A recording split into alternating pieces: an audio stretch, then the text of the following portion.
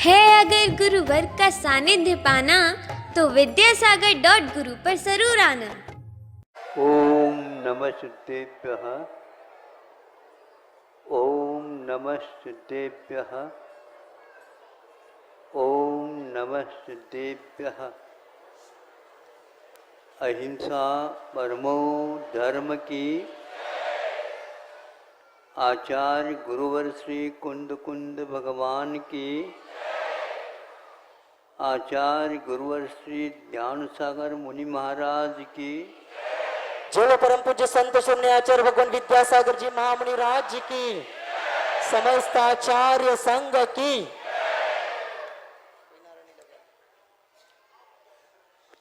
समय कम है, यदि आप लोगों का उपयोग हो जाए, लग जाए, तो उससे भी बहुत काम हो सकता है।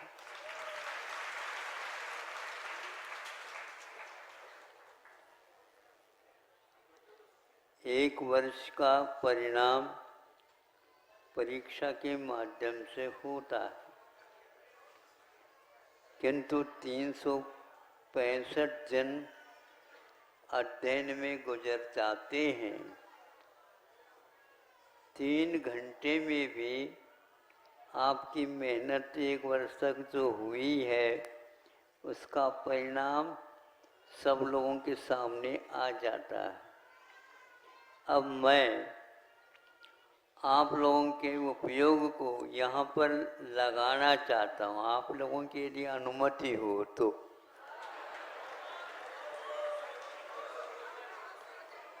किंतु दूसरे तरफ आपका उपयोग न जाए तो इसका उपयोग हो सकेगा।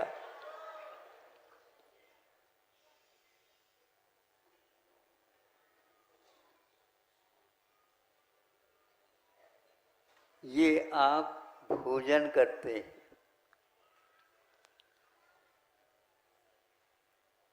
जिसको उपभोग बोलते हैं, भोग बोलते हैं। आचार्य कुंद कहते हैं, सम्यक दृष्टि का भोग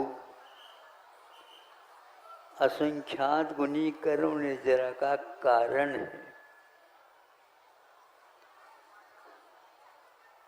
और योग ध्यान साधना जितना भी हैं, चूँकि ये शरीराश्रित होने के कारण उसको वो जड़ की क्रिया कहते हैं। अब हमें ये सोचना है, यदि भोजन भोग कर्म की निर्जरा के लिए कारण है, तो भोजन क्यों छोड़ो। जितनी एक बार भोजन करने में जितनी कर्म की निद्रा हो गई, और जितनी बार आप भोजन करेंगे उससे असंख्यात गुणी होती रहेगी। तो आपको क्या इष्ट लगता है? ये ध्यान, अध्ययन, त्याग, तपस्या आदि जड़ की क्रिया घोषित करने वाले कई लोग आपके बीच में बैठे हैं। आपको उसका भी ध्यान रखना है। वो यदि इस प्रकार मान लेते हैं तो आप मानने के लिए तैयार हैं। तो कुंद ने जो कहा है वह क्या अर्थ है? इसीलिए इसको जो व्यक्ति जड़ की क्रिया मानता है, उसे अभी चेतन का क्या होता कार्य यही ज्ञात नहीं। यदि यह शरीर मान लो मृतक हो गया, अथवा आप सो गए, शरीर कोई काम नहीं करता, उसके लिए भोजन दिखाओ तो खा लेगा वो? जड़ की क्रिया तो है ही।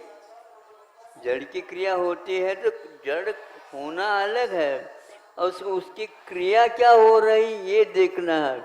क्रिया करने वाला भीतर बैठा है, और वह उठाओ इस थाली में से ये एक चीज, तो वही क्यों उठाते हो आप? उधर रूखा सूखा भी तो रखा हुआ है। यदि जड़ की क्रिया है तो कोई खा लो। हाँ ज़्यादा खा लो, कर्म की निजरा होगी नहीं। वो भीतर जब तक विकल्प नहीं होगा तब तक बाहर की चुनाव नहीं हो सकेगी। चुनाव का जमाना है आजकल। जब तक हमें वोट दे दो, हमें वोट दे दो, ऐसे हाथ जोड़ रहे हैं, भगवान को तो एक बार भी नहीं जोड़ पाते। वो लोकसभा के हो या विधानसभा के हो या राज्यसभा के हो, और वो उनके लिए बार बार वो हाथ जोड़ते रहते हैं, जुड़ा हुआ ही रहता है। 1 महीने तक यही चलता रहता है। अब हम पूछना चाहते हैं, आप उनसे क्या चाहते हो? हम मत चाहते हैं। मत चाहते हैं तो ये आपका मत है क्या उनका मत है? आप बोलो। हाँ, उनके हाथ में वह मत है। वो चाहें तो आपको दे सकता है, नहीं चाहे तो नहीं मिलेगा। उसी प्रकार आत्मा यदि खाने का विकल्प करेगा तो ये खाना कार्यक्रम प्रारंभ हो जाएगा, और यदि वह नहीं चाहेगा तो यह नहीं होगा। इसलिए कोई भी तपस्या, दान, त्याग, उपकार आदि के जो भाव होते हैं, ये आत्मा के हैं क्या जड़ के हैं? आत्मा के है ना। रटो नहीं, इसको समझने का प्रयास करेंगे। आप लोगों को बहकाव में डाला जा रहा है, क्योंकि इतना जो है जैन दर्शन की विशालता है। देखो तो सही, कुंद कुंद ने ये कहा, गाथा दिखाते हैं। अरे गाथा तो दिखाओ, इसमें माथा लगा दो तो उपयोग अर्थ निकलेगा। आपका माथा तो कुछ लग नहीं रहा है, वो तो लगा हुआ उस ओर में। ऐसा करो, हम इनको भी हाँ कह दो, हम आपके लिए मत देंगे। तो वह यूं निकाल करके, क्यों क्या है ये? हाँ इतने ले लो। गिनते हो क्या? नहीं गिनने की कोई आवश्यकता नहीं, अनगिन मिलेगा। अब दूसरा आ गया दूसरी पार्टी वाला, वो भी कहता क्या है? तो ऐसा ऐसा, हमें तो आप भूले तो नहीं? हाँ पहचान लो, मैं वही हूँ व्यक्ति। हाँ बिल्कुल ठीक मालूम पड़ गया, 5 वर्ष के बाद आए हो। हाँ मैं पुनः 5 वर्ष के लिए जाऊंगा, किंतु आपका अभिमत अनिवार्य है। हाँ बिल्कुल ठीक, आपको हम भूल ही नहीं सकते। जिससे बचना होता है उसको भूलना भी नहीं पड़ता। जिससे बचना है तो उसको भूलोगे तो कैसे बचोगे इससे? ये स्थिति हो रही है। इसलिए भोग यदि निर्जरा का कारण है तो योग साधना अधिक बंद का कारण ये कैसा हो सकता है? लेकिन ये तूफान आज समाज में चल गया है, और इसके कारण युग को भ्रमित कर दिया जा रहा है। महाराज कल भी तो आपने यही बात कही, ये बहुत ढंग से किया जाता है, सुनियोजित पद्धति से किया जाता है, और उनको कहा जाता है इस पूजन करने से तो बंद होता है, यह बंद के लिए कारण है। हाँ कुंद कुंद का यह रहस्य खुल जाएगा। अरे यदि कुंद कुंद ऐसे कह रहे हैं तो अन्य महाराज ऐसे क्यों कह रहे हैं? तत्वार सूत्र वगैरह, उनका ये कहना है आप चेष्टा न करो, आप बोलना न करो, ये सारे के सारे विकल्प इसके बिना नहीं होते। इसलिए आत्मा की ओर ले जाने के लिए यह बात कही गई है और उसको श्रावकों ने गृहस्थों ने भी पकड़ लिया। बिल्कुल मैं तो आत्मा हूँ, बिल्कुल खाता नहीं पीता नहीं, फिर जीवित कैसा रह रहा है? आप बताओ, उसके लिए पेट्रोल कौन दे रहा है? एकदम नहीं होता। लेकिन हम हाउ कह करके चलते हैं। तो इन साधनों को जो व्यक्ति, संक्षेप से कहता हूँ, इन साधनों को जो पूजन करना, अभिषेक करना, दान करना, त्याग करना और दूसरे के रोग को दूर करने के लिए और ऐसे कार्य करना, चिकित्सा आदि के लिए दे देना, ये सारे के सारे भाव तो होते हैं। इन कार्यों को करने वालों को तो ये बंध का कारण कहा जा रहा है। और खाने वाले, अरे आत्मा तो खाती ही नहीं, यदि खाती नहीं तो बता क्यों रहे हो? और बता किसको रहे हो आप बताओ?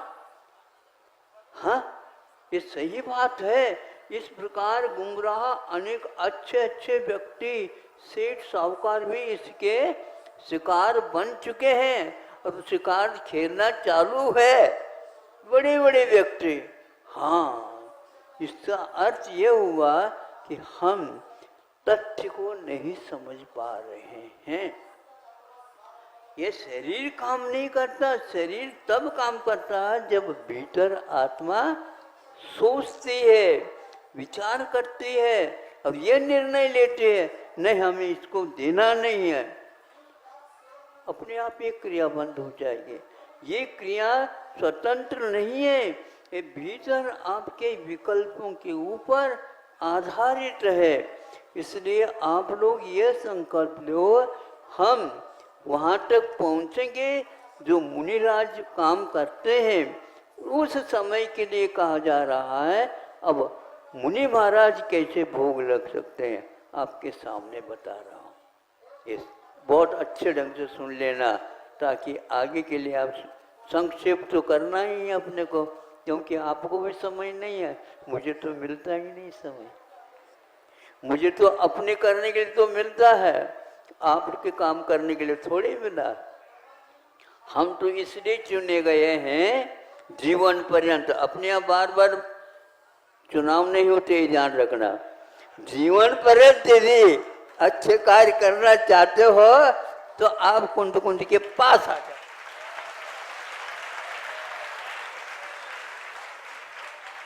अब देखो मुनि महाराज का उपभोग क्या है। आप लोग भोजन करते हैं तो बनवाते हैं, कितना चाहिए ये भी बताते हैं, क्यों चाहिए ये बताते हैं, आदि कह करके आपकी रचना हुआ हो गई, भोजन तैयार हुआ। मुनि महाराज कैसे भोग की निर्जरा के लिए कारण हो जाते हैं, ये सुनो, बहुत रहस्यपूर्ण है ये। आप बैठे हैं, मेरे सामने बैठे हैं और मैं आपके सामने बैठा हूँ, दोनों का आप देख रहे मेरी ओर, मैं आपको सुनाने के लिए आपकी ओर देख रहा हूँ। इसमें देखने की क्रिया तो हो गई, लेकिन इंटेंशन पूर्वक मेरा ध्यान अलग है कि मेरे द्वारा वाक्य भी बनाए जा रहे हैं। आप सुन रहे हैं और मैं सुना रहा हूँ। सुनने की क्रिया आपके द्वारा हो रही है और सुनाने की क्रिया मेरे द्वारा हो रही है, किंतु आप दोनों देखते हुए आपके कारण मुझे बंद नहीं हो रहा, क्योंकि राग द्वेष के बिना मैं बोल रहा। आप क्या भोजन करते समय राग द्वेष नहीं करते? थोड़े से नमक कम हो जाए यूं देखते हैं, हाँ क्यों, क्या बात है गई? नमक मिलती नहीं यार, बाजार में मिलता थोड़े कम पड़ गए होते। अरे हमने सोचा है जड़, आत्मा तो जड़ है ही नहीं, ये जड़ की क्रिया है, तो नमक कम बढ़ जाए तो आत्मा को क्रोध क्यों हो रहा है, ये हमें उत्तर देना पहले। किंतु मुनि महाराज राग द्वेष के बिना भोजन करते हैं, उनकी असंख्यात गुणी कर्म की निर्जरा के लिए कारण है। और आप शरीर को पुष्ट करने के लिए, जिह्वा को संतुष्ट करने के लिए और इस प्रकार के भोजन करते हो बनवा बनवा कर, ये तो पाप की क्रिया है, पाप की जड़ की क्रिया नहीं है, ये तो पाप की क्रिया है, इसका फल अलग मिलेगा। इसलिए ये हवा लग रही है। आप लोग कोट पहने हैं, ऊपर से जैकेट पहनाए हैं, ऊपर से यहाँ स्क्राफ बांधी है, क्या क्या वो करते हो आप लोग बताओ? भीतर अलग है, बाहर अलग है। यूँ होने के उपरांत भी आज तो सर्दी ज्यादा लग रही है। मुनि महाराज बैठे हैं शिला के ऊपर, शीत लहर चल रही है, वो महसूस कर रहे हैं, लेकिन यह शरीर के लिए कर रही है। मेरे इसके माध्यम से यदि काम होता है, असंख्यात गुणी कर्म निद्रा हो रही है। इस प्रकार ये शीत स्पर्श का उपभोग हुआ निर्जरा के लिए कारण, और आप उसके निवारण कर ले जो बैठे तैयार करके बैठे हैं, ये सब बंध के लिए कारण है, ये ध्यान रखो। यदि घर में निर्जरा होती और सम्यक दृष्टि की निर्जरा होती तो भरत चक्रवर्ती आदि को भी बाहर आने की क्या आवश्यकता पड़ी, बताओ? आप अपने अपने काम छोड़ करके इधर आने की क्या आवश्यकता थी? क्या हमने निमंत्रण दिया था आपको? नहीं है महाराज, हम अपने स्वार्थ से आए हैं। ये स्वार्थ क्या है? यही है जड़ की क्रिया, नहीं है बुद्धिपूर्वक। इसलिए हवा के स्पर्श हो रहा है और दुर्गंध आ रही है मान लो, अथवा बगीचा में फूल खिले हैं, उसकी सुगंधी आ रही मान लो। महाराज की नासिका, महाराज की त्वचा यानी स्पर्शनेंद्री, इसके द्वारा कोई भी कार्य नहीं हो रहा। और सुनने के लिए पक्षियों का कलरव भी हो रहा है, उससे उनको कोई रेडियो चलाता है तो चलाता होगा, तो अपने लिए चलाता होगा, गीत नृत्य इत्यादि में उनको आनंद आता होगा। श्रवण के लिए सारे के सारे ये उपभोग मिलने के उपरांत भी उनकी वह भोग निर्जरा के लिए कारण है। इसलिए ऐसे ग्रंथ पढ़ करके, ऐसे ग्रंथ को सुन करके आपका कल्याण कभी होने वाला नहीं है। फिर भी आप पैसे खर्च करके यदि कल्याण करना चाहते हो तो उनके पास जाओ, हमारे पास कोई भी इसका मार्ग नहीं है। लेकिन ये सब एक प्रकार से सुनियोजित काम होता चला जा रहा है। मोक्ष मार्ग में तो श्रवण के द्वारा एक कार्य होता, तो श्रवणों के कार्य निर्जरा जो होती है, इस प्रकार के उपभोग से हुआ करती है। इसलिए उनको कहा है कि तुम राग द्वेष नहीं करो। लेकिन आपको राग द्वेष के बिना रहा नहीं जाता तो कोई बात नहीं, लेकिन उसमें एक सीमा बांधो और उसमें क्वांटिटी और क्वालिटी दोनों का मेंटेनेंस करो। और यदि निर्जरा करना चाहते हो तो कर सकते हो, लेकिन ये ध्यान रखना, यहाँ बंद के लिए भी कारण हो सकता होता, क्योंकि आप उपभोग कर रहे हैं, बुद्धिपूर्वक कर रहे हैं, लेकिन जो नीचे के गुणस्थान है, भाव है, उनकी अपेक्षा से इसको निर्जरा भी हो रही है और इसके लिए बंद भी हो रहा है। बंद यदि हो रहा है, शुभ बंद हो रहा है, और दूसरा यदि और दूसरा बंद हो रहा है, वो पाप का बंद हो रहा है जो विषयों की अपेक्षा से रखता है। इस प्रकार हमारे आचार्यों ने पात्र के अनुसार उपदेश दिया, उस पात्र को यदि बदल दिया जाए तो कभी भी उससे उपयोग नहीं होने वाला है। संक्षेप से इतना कहना था। अब सुनने के लिए तो आप सुन तो गए हैं, लेकिन भीतर मन में क्या भाव है उसी का परिणाम निकलेगा।